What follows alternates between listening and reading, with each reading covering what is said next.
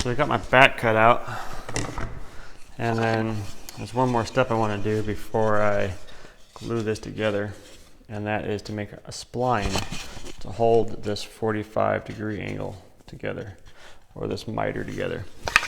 The first step in doing that is going to involve changing the table saw around a little bit.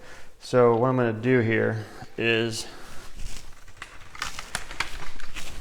spin this wheel right here on the side of the saw so that little needle right there reads 45.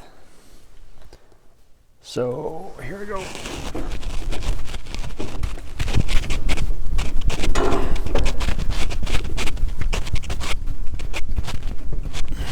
Sorry if you can't see it.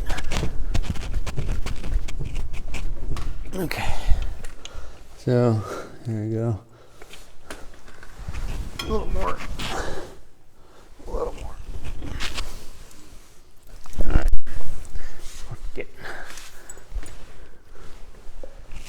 Okay, so now our table saw is set to 45.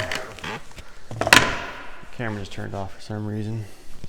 The table saw is set for 45, and then right now we have a situation where the blade is obviously on an angle to the table, but the little throat plate thing stuck in there. So I'm going to lower the blade down a little bit to kind of alleviate the pressure there.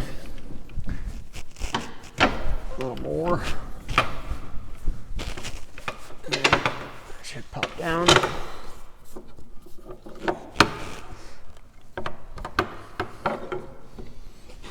Oh gosh, that's right.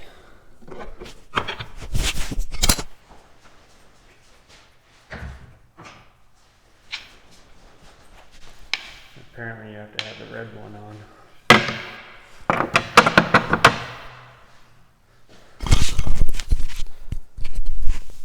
So you gotta have the red one on for some reason.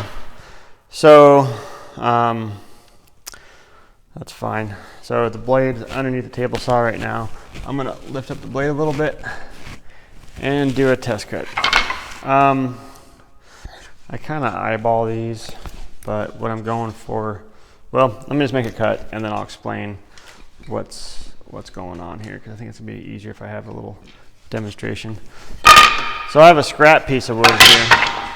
I got a scrap piece that I don't care about that I'm going to use for my setup block to make sure it's in the right spot. And I recommend you do the same. So just grab a scrap piece of wood the same size as your front or your back, and that would be a helpful thing.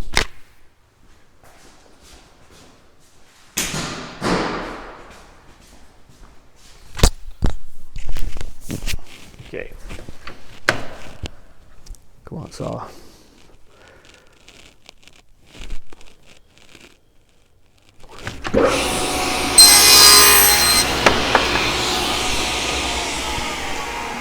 So there we go. That is a spline cut right there. So that's a little bit too deep. I'm glad I made a practice cut. But that's in the right location. Just a little bit too deep. So let me go back to the chop saw and recut this so I can get a different tester.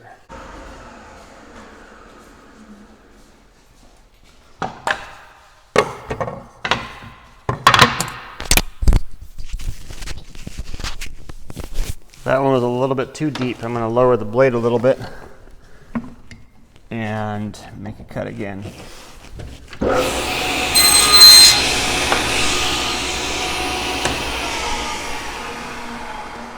So that looks better. Let's see what my number is so I can give you a good number to follow. So the depth here, if I stick my ruler in that little curve cut, I think I'm going to go for a 1/4 inch. So right now I'm at 3/16. I'm going to raise it up a little bit.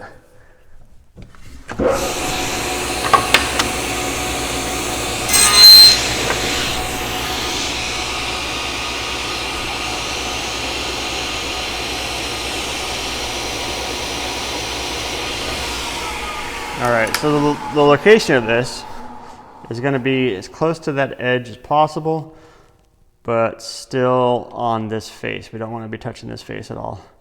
We want to go 1/4 inch deep. And then, so what I'm going to do now is go through and make all my cuts on my 45 degrees using the miter gauge like this up against the fence, and we'll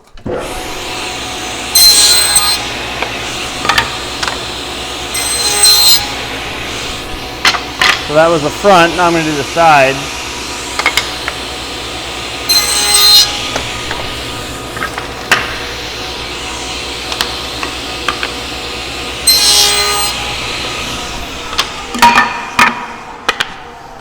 Okay, so now if I lay this out again,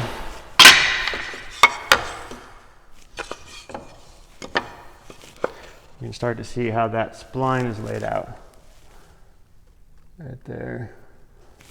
What's going to happen now is we're going to get a little piece of spline material and drop it right in there.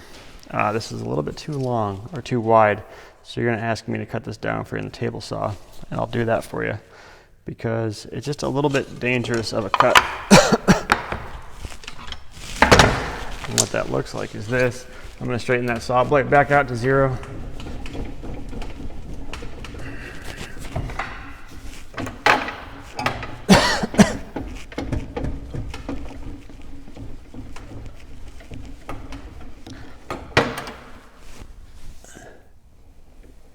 And then dial in my measurement. In this case, it's a little less than a 1/2 inch.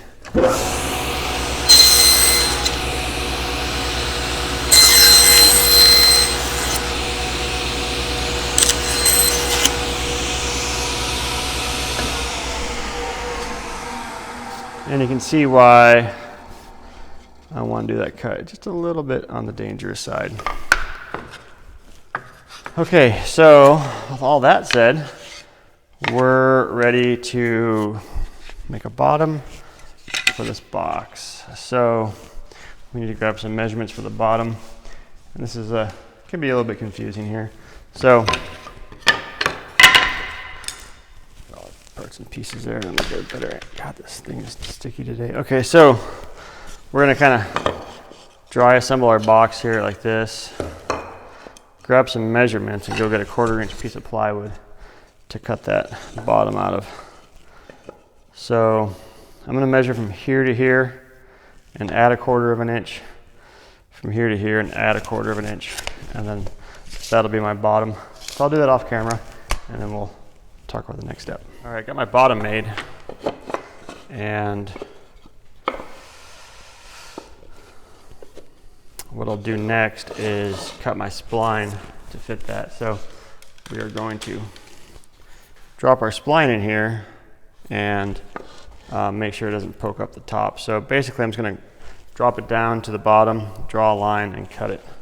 So to do that, just like that, flip it over, do the same thing. Cutting these are kind of funny. You can just kind of put them in a vise right at your line and just kind of snap them off. It's okay if they're a little short. There's probably better ways of doing this.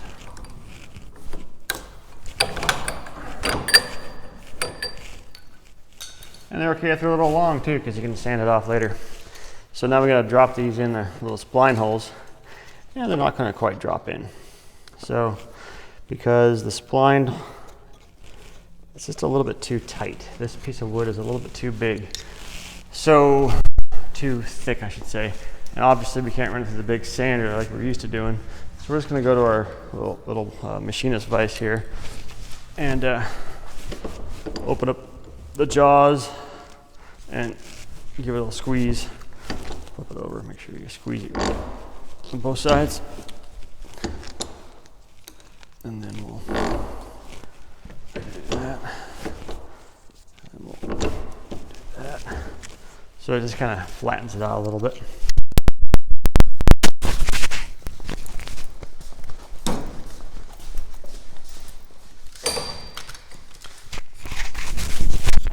We'll see if that fits. drops in nicely. And again, if it sticks up a little bit, it's not a big deal. If it goes down a little bit, it's not a big deal. Within reason. So we'll drop that in there. Then the next thing we got to do is dry clamp this to make sure it all fits together.